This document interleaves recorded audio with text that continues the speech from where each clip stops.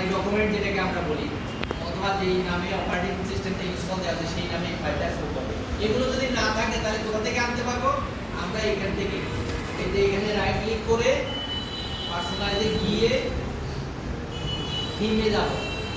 থিমে গিয়ে দেখো এখানে কি আছে, ডেস্কটপ আইকন সেটিং। এখানে ঢুকবো, এখানে ঢোকার পর দেখো এখানে টিক মার্ক আমি তুলে দিলাম।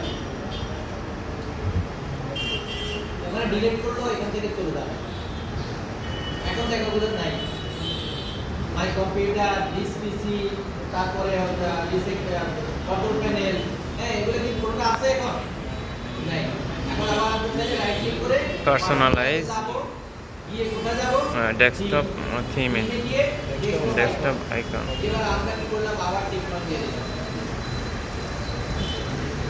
অ্যাপ্লাই ওকে দিলাম। এখন দেখো আবার চলে আসছে, এখন কিন্তু নিচে চলে আসছে। আবার আমরা কি করব? নেম বাই নেম দিয়ে দিলাম, ওটা থেকে আবার আগে যেভাবে ছিল সেভাবে হয়ে গেল। ঠিক আছে। তাহলে এই সেটিংটা কিন্তু এখানে আমরা আমাদের প্রয়োজন মতো সেট করে দিতে পারি। এই যে নিচে যে ট্রান্সফারটা আছে, নিচে একবার নিচে এই ট্রান্সফারটা আমরা এখান থেকে দেখতে পারি। সেটিং কি ধরনের সেটিং আছে? Lock transfer. এখন লক নাই, ট্রান্সফারটা কি আছে? এখন লক করা নাই। লক করা না থাকলে কি সমস্যা বা কি সুবিধা? দেখো এখন মনে করো তোমার বাসায় একটা ছোট বাচ্চা আছে, অথবা কম্পিউটার জানে না, ইউজ করতে পারে না, এরকম একটা বাচ্চা, উনি কিন্তু মাউস ঘুরে দিয়ে এলোমেলো ঘুরাবে। তখন দেখা যাবে কি তোমার এই যে ট্রান্সফারটা একদিন দেখে, তুমি দেখবা যে উপরে আছে, আরেকদিন দেখবা যে নিচে আছে, আরেকদিন দেখবা যে আরেক জায়গায় আছে, নির্দিষ্ট কোনো জায়গায় দেখতে পাবা না। তোমাদের ট্রান্সফারটা আছে এক এক দিন দেখবা যে কি এক এক জায়গায়, ট্রান্সফারের অবস্থান হ্যালো এক এক জায়গায় অবস্থান করবে।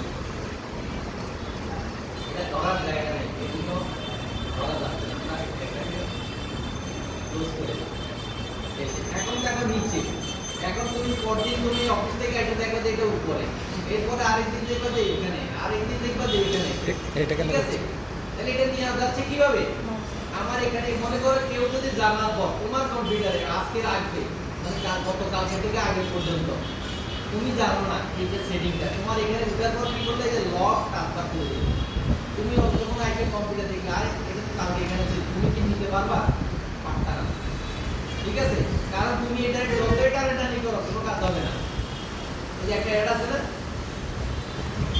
কি আছে, এই যে লক ট্রান্সফার, এটা তুলতে হবে। তারপরে আমি এটাকে নিচে নামাবো, তারপরে আবার আমি চাচ্ছি যে না এটা যেন কেউ করতে না পারে, আমি লক ট্রান্সফার দিয়ে দিলাম। হবে না, কোনো দিকে আমি নিতে পারবে না। তাহলে আমরা এটা কি করতে পারি? এখানে রাইট ক্লিক করে মাউস সরাসরি ওখান দিয়ে করা যায়, একবার সিলেক্ট করে এই যে ট্রান্সফারে গিয়ে আমরা কি করতে পারি? এই যে লক ট্রান্সফার দিয়ে দেব। যদি আমরা দিয়ে না দিই তাহলে যে কেউ দিকে এটা মুভ করতে পারবে। আরো সমস্যা আছে, পুরো স্ক্রিনটা করতে দিয়ে আছে, এটা কমিউনিটি ক্লাসে দেখাবো।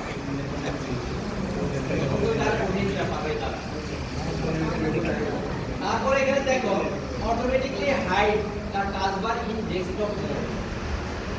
যদি এটা কেউ দিয়ে দেয়, এখন মনে করো তুমি কাজ করতেছো, এখন দেখো নাই, তোমার কি আছে? স্টার্টে যেতে আর না, রানে যেতে আর না, থিমে না তো এটা ইয়াতে টাস্ক করে না।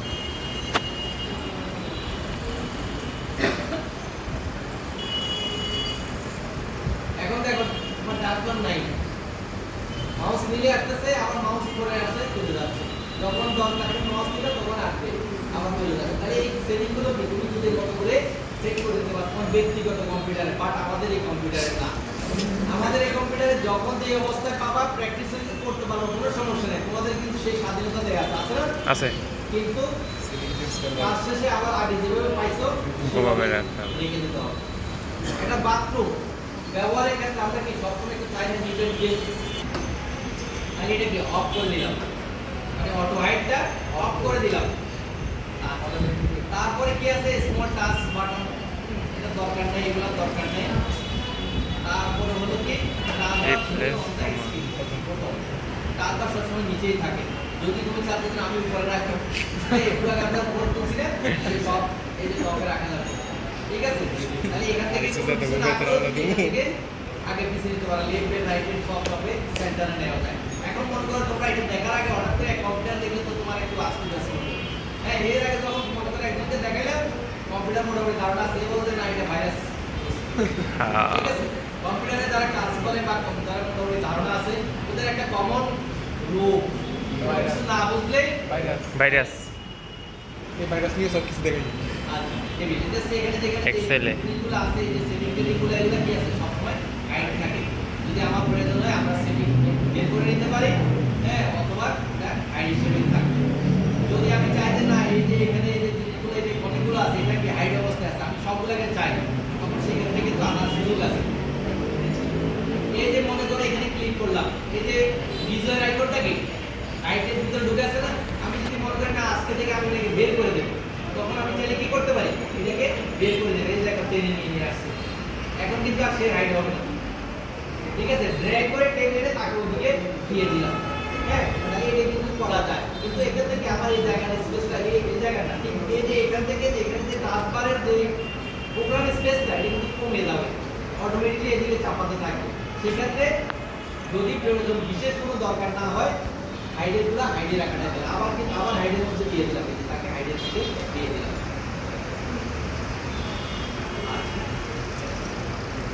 তাহলে একটু গেল এবারে আমরা নিচে যে টাস্কবারটা আছে এটা সম্পর্কে একটু ধারণা দিই